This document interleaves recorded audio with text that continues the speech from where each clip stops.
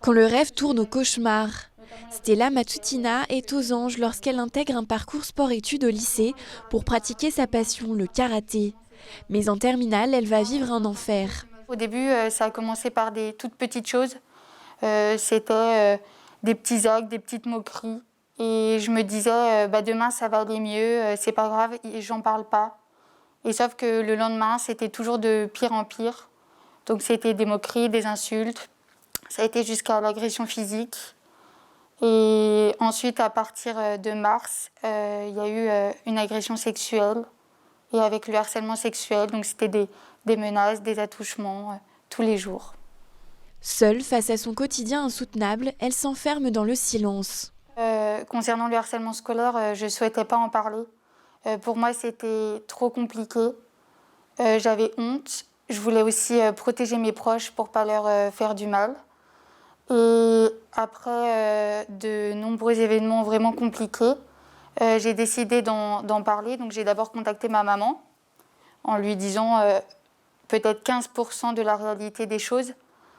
Et ensuite, on en a parlé ensemble à l'établissement scolaire.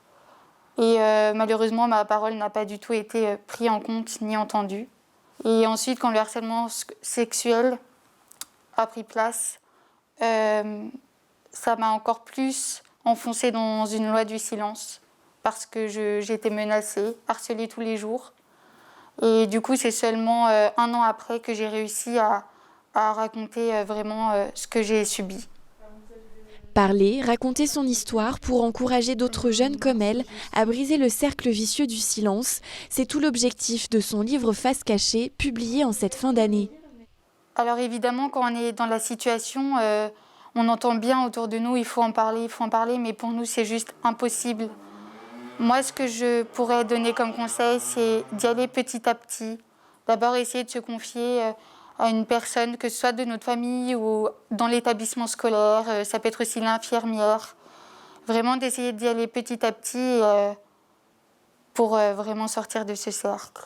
Derrière son masque qui reflète ses cicatrices et son pseudonyme qui préserve son anonymat, Stella poursuit son combat.